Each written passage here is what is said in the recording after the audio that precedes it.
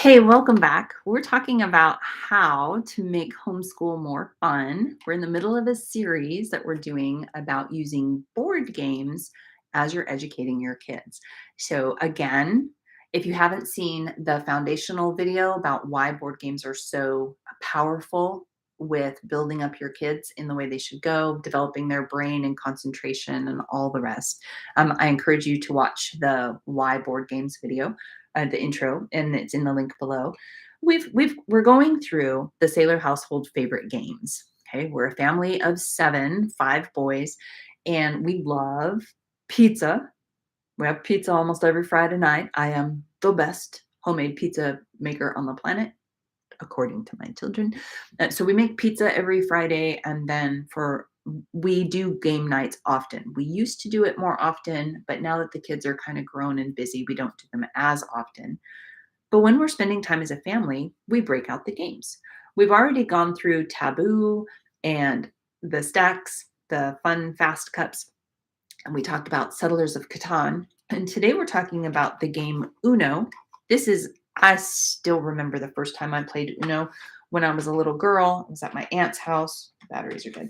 I was at my aunt's house, and this was a fun game because there was a very wide range of ages at the table. At the time, I couldn't have been more than 9 or 10, and we were playing with younger sisters and brothers, so we probably had ages from 5 up to 60. Big table, playing, laughing, grand old time. Uno. It's a fast-paced card game, but there's a lot of learning in here, right? So you know that you can put red on red. You can put I'm guessing that you know how to play the game Uno. If not, look it up, grab a copy, even at your local thrift store, and you can probably get it for a buck or two, and it'll be one of your kids' favorite games. We do have the one batteries are dead, but when you push the button, like if you run out or you beat somebody, they forget to say Uno. They have to push the button and it'll spit out 1 to 12 cards or something at them. The the point of the game is to run out of cards. Super fun. It can be a short game, it can be a fast game. But how can this be a homeschool lesson? How can this add more fun into homeschool? Well, absolutely, positively, the very first thing that it does is it adds fun into the day. And fun equals faster learners. Fun equals relationships. Fun equals more spongy brain, ready to receive more and more from you. So that's the first thing. The second thing, obviously, it's a color recognition game. Primary colors is simple, but if you've got really littles, it's really good for colors. It's also really good for number recognition. Easy. You can play the game traditionally, where you're just dealt a certain number of cards, and then in the discard pile, if I could pick up from my hand,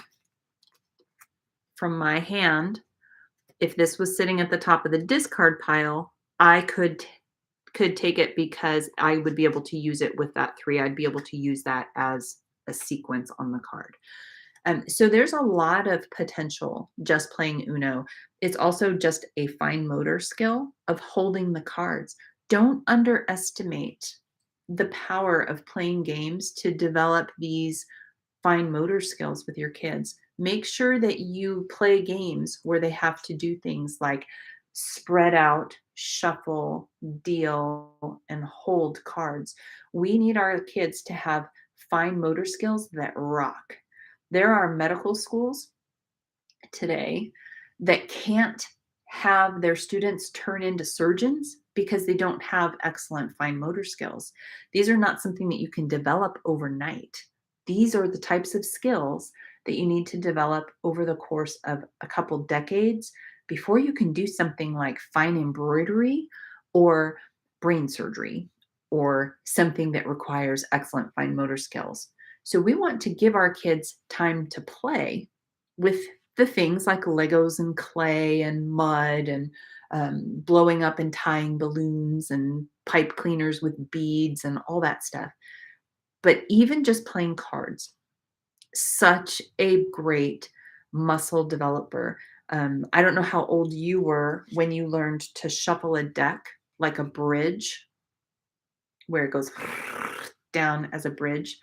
I know I was probably 7, 6, was young, but I had fine motor skills that rocked. But I remember that feeling of satisfaction after having practiced how do you shuffle cards for so long. So doing the sloppy shuffle like this, doing this kind of shuffle where you're trying to get the cards to go together, but oh so satisfying when you shuffle the deck and then you get it to bridge at you. I remember the look on my son's face when he learned how to do this too. So you hold your knuckles like this, and then I don't think I can do it in the air, so I'm going to use my table. Satisfying little noise. They shuffle together, and then you bridge the cards, and then they shuffle down. Super great for your finger muscles and your hand muscles and those fine motor skills. So Uno, you can get just the cards, or you can get these fancy spit the cards out you game. I don't know. I enjoy just the game itself. My kids, of course, love the shoot the card at you action. They even use it sometimes as a strategic weapon in their Nerf battles. They'll use the Uno, throw the cards at their opponent. Again, very competitive family. We love our games. Games add so much value to your homeschool. Add fun games that kind of throw your kids off balance, like the old Operation, great game, where they have to exercise the fine motor skills and not get that as they're trying to pull the different pieces out of the game. It's obnoxious, so it's not a game that you can play during quiet time, but it is a fun game for kids to do.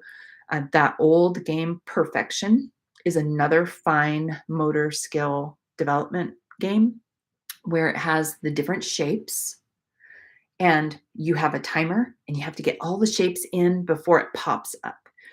Really great for racing a clock, grabbing a piece and having to orient it so it without the timer first, where the kids learn to just put it in and then play it with the timer, see if they can get 5 in, then 7 in, then 9 in, then all of them. But it's also a shape recognition game where they're learning stars and crosses and circles and hexagon versus pentagon versus octagon. Super great. So look for games that kind of raise the anxiety level in a good way on your kids because they're racing a clock, or they may make a zappy noise, or it may spit up the pieces at them. That little bit of tension as they're doing the game creates that same kind of anticipation. Remember the old dun, dun, dun, dun, dun, dun, dun, dun, the Jack in the Boxes? That feeling as it's going to pop up.